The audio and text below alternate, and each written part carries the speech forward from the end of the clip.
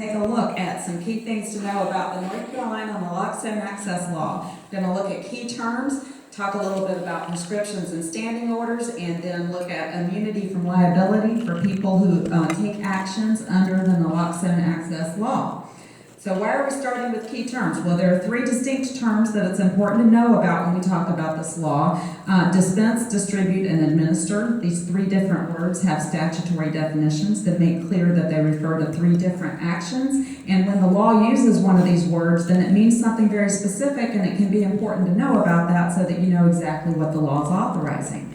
Dispensing refers essentially to things that pharmacists do, preparing and labeling prescription drugs or devices, filling or refilling prescriptions, and other actions that are governed by the Pharmacy Practice Act and that are usually undertaken by pharmacists, although we do have some healthcare providers who can dispense as well.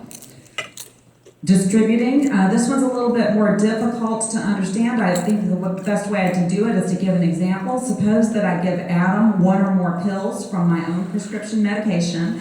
Just hand it to him. That's distributing. I'm not dispensing because I'm not a pharmacist and I'm not acting pursuant to a prescription, and I'm not administering because I'm just giving it to him. I'm not actually putting it into his body, and as you can see, administering means direct application of a drug to a person's body by injection, inhalation, ingestion, or other means. So if I just hand it to him, that is distributing. Administering would be shoving it down his throat. Okay, here we go. Dispensing requires a prescription because naloxone is a prescription medication. So who needs a prescription? An individual or entity that wants to obtain naloxone to administer needs a prescription, and so does an entity that wants to obtain naloxone to distribute to other people who may administer the naloxone, such as first responders or others in your community. How do you get a prescription? You can get a direct prescription from a practitioner who's authorized to prescribe, and that practitioner can give a prescription to an individual, just as your doctor might do, or they can also give it to an entity.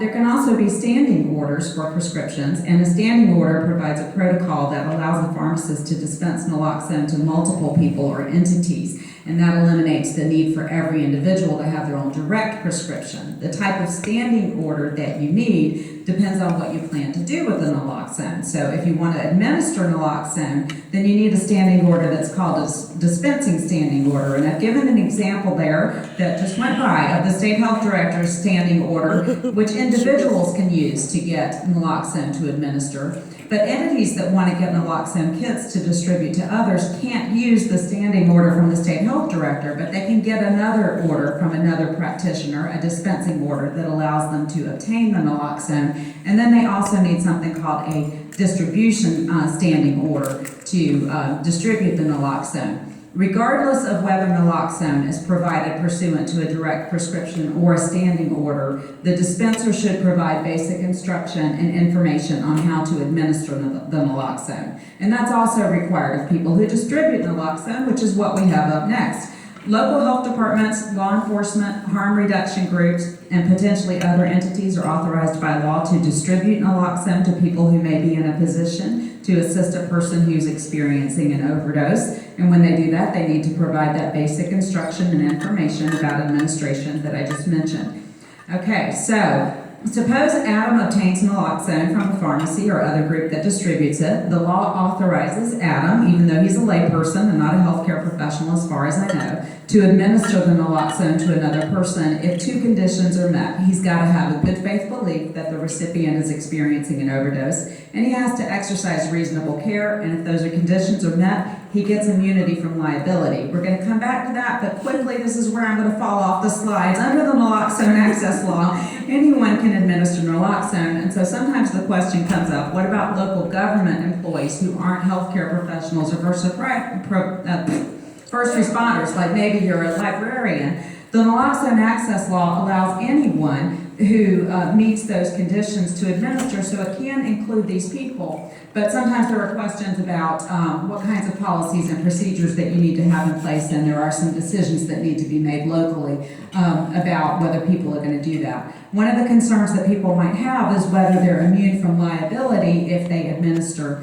And one of the reasons that a concern comes up for local government attorneys is because the law does say that a person can administer if they have this good faith belief, and also if they exercise reasonable care. And those words can raise a red flag for anyone who has had torts class in law school and knows that the basic elements of negligence include the duty to exercise reasonable care, the failure to exercise reasonable care if that failure causes harm. Fellow attorneys in the room, I had 20 seconds, do not fault me on how I just did that. And now I'm going to go off script here, and so it's really getting dangerous. But I do worry sometimes that a just the facts ma'am approach to what the law says might create or reinforce the notion that the risk that you might be liable for something like negligence is the most important consideration and you must avoid liability at all costs.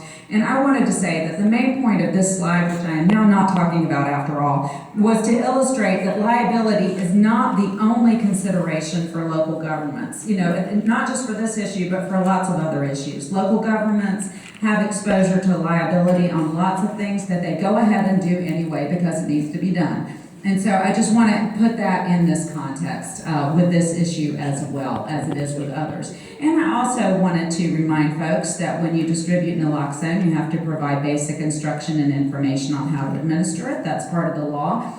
And the Naloxone Access Law specifically says that a person who receives that basic instruction and information has evidence of reasonable care, that they can be used if they are sued for negligence. I have some other things to say about negligence. I ran out of time. I did provide myself a fudge factor slide just in case I ran out of time, but I don't think I have enough to say except maybe this. So far, we haven't seen any cases for negligence for administration of naloxone, so that's a factor to keep into account in weighing the risks. And I'm done.